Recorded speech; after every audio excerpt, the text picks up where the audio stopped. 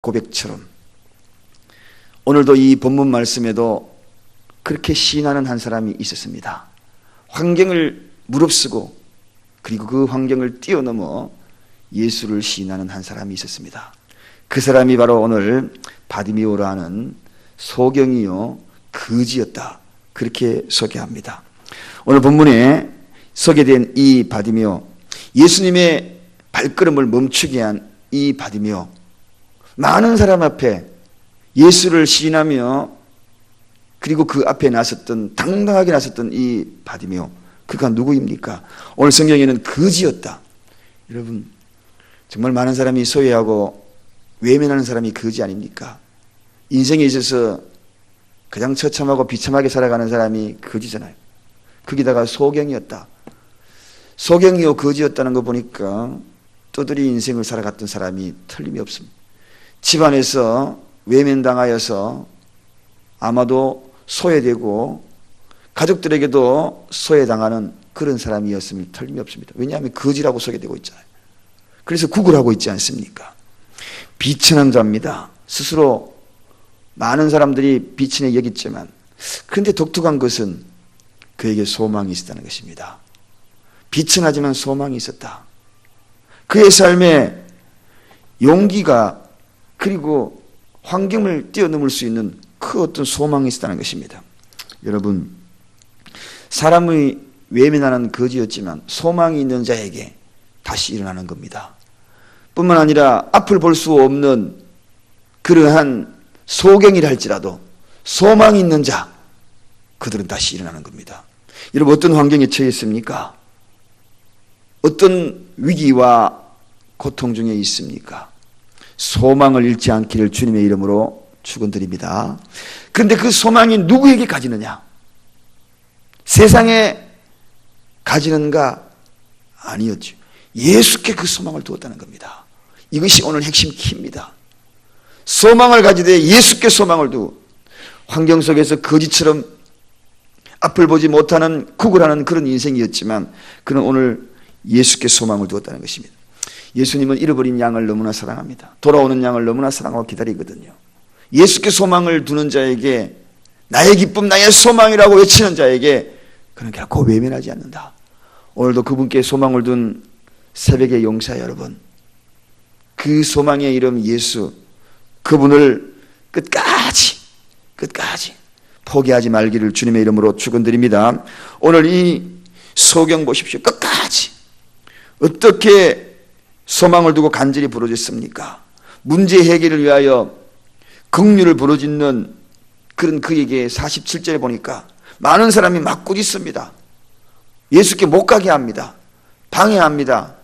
네 같은 게 왜 예수께 나가려고 그러냐 하면서 거지 인생 살아가던 이 바디메오를 방해하고 났습니다. 여러분, 방해 요소들 많이 있을 거예요. 신앙생활 하면서 예수 믿는 환경을 만들어 간다는 거, 그거 보통 어려운 거 아닙니다. 진리를 추구하는 것이 쉽지 않습니다. 그래서 진리라고 이야기하는 거죠. 그래서 진리라고 이야기하는 겁니다. 하나밖에 없는 것이기 때문에 그것을 취하는 것은 쉽지 않은 겁니다. 여러분 보십시오. 많은 것을 가지기는 것은 곳곳에 깔려있는 덜풀들, 짓밟히는 것들, 그런 것 취하려고 그러면 금방 쉽지만 하나밖에 없는 것을, 그 진리를 취하려는 것은 어려움이 분명히 따르게 되어 있습니다.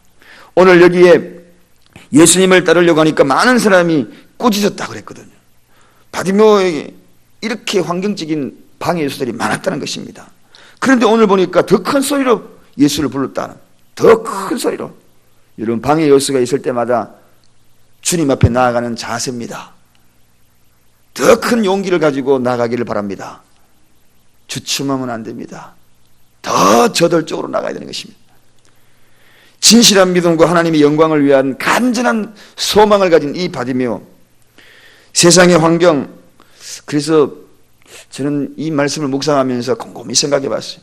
앞에도 수없는 많은 사람이 내 믿음이 너를 구원하였다, 이런 말들을 들었던 사람들의 보편적인 모습이 뭐냐?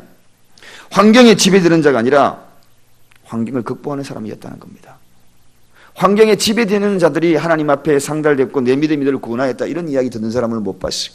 그 앞쪽에도 보면은 수없는 모습들, 혈루증 여인도 그랬잖아요. 내 믿음이 너를 구원하였다. 그게 환경이 어떻습니까? 걸음 걸을 때 수치를 당할 수 있습니다. 피가 하얘라고 쏟아질 수 있어요. 사람들이 손가락질합니다. 아이고 저 봐라 저 사람 저주받은 병에 걸렸네. 걸어가면 걸을수록 표가 납니다. 그럼에도 불구하고 그 수치를 무릅쓰고 예수께 나왔다. 환경을 뛰어넘는 어떤 수치 당하더라 할지라도 그 수치가 인생의 신앙생활에 장애물이 될 수 없다는 것입니다. 내가 거지되는 거, 사람 앞에 나서는 거, 이거 대부분 사람이 싫어합니다. 숨기려고 그럽니다. 거지 숨기려고 그러고 장님 숨기려고 그러고 소경 숨기려고 그러고. 여러분의 소경이 무엇인가요?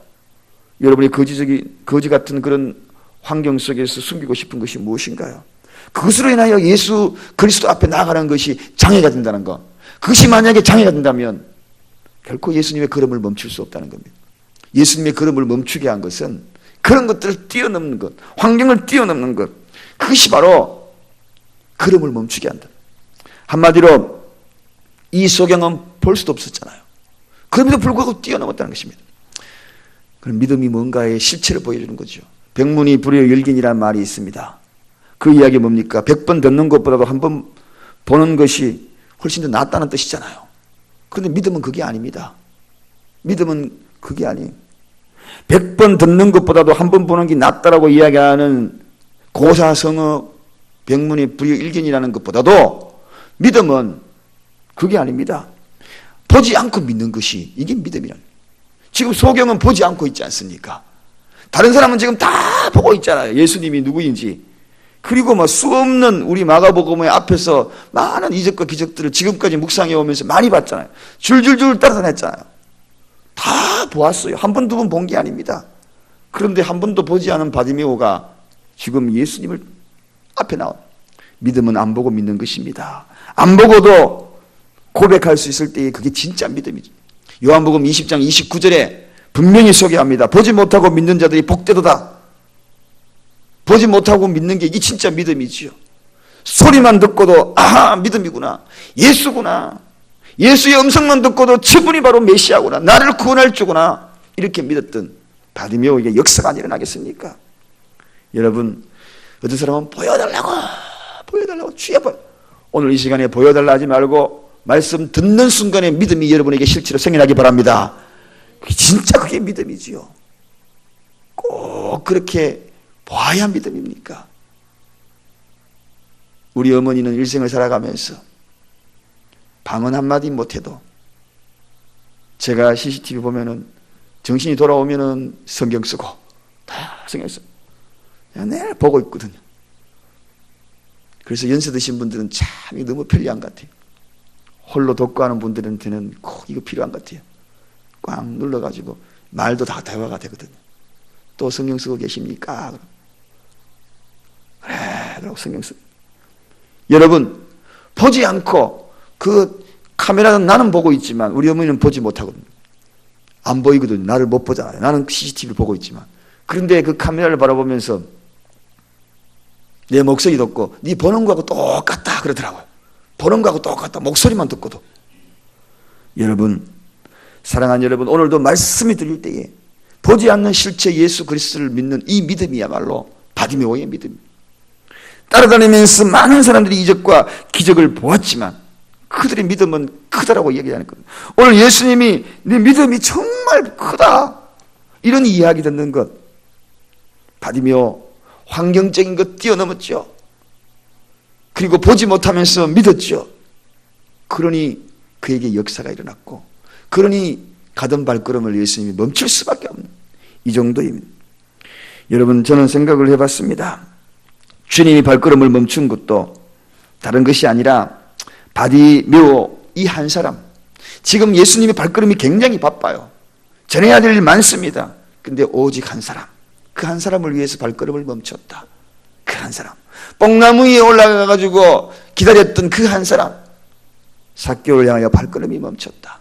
오늘 예수님 바디메오를 향하여 발걸음을 쳤다. 뒤에서 옷자락 잡는 한 여인 때문에 발걸음을 멈췄다. 수많은 무리 가운데 예수의 발걸음을 멈추게 한 사람, 그가 과연 누구인가? 오늘 이 시간 주님이 그 발걸음을 멈추시고 말씀하십니다. 네 소원이 뭐냐?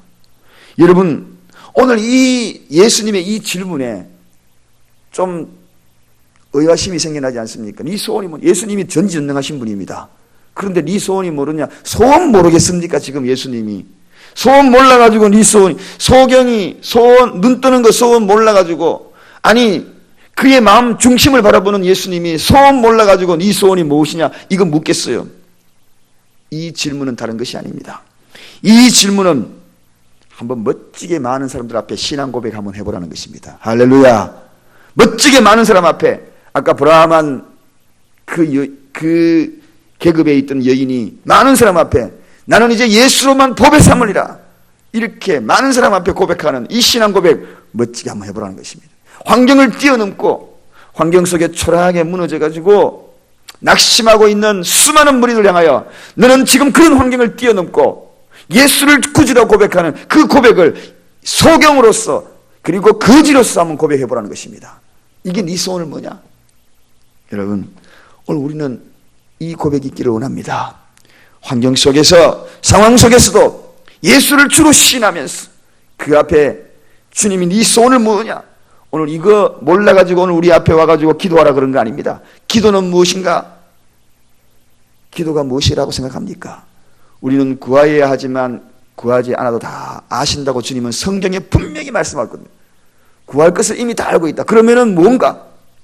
기도를 통하여, 그 구함을 통하여서 그래도 구하여야 할지니라 하는 이 고백은 한마디로 신앙 고백입니다. 여러분, 입술에 100번 100건 고백, 신앙 고백이 실려있는 그 고백 속에, 그 기도 속에 주님의 발걸음이 멈출 거라는 것입니다. 그래도 구하는 이유는 그래도 하나님이 들어주실 것을 믿고 구하는 그 신앙 고백이 오늘 이 새벽에 저와 여러분의 고백이 되기를 원합니다.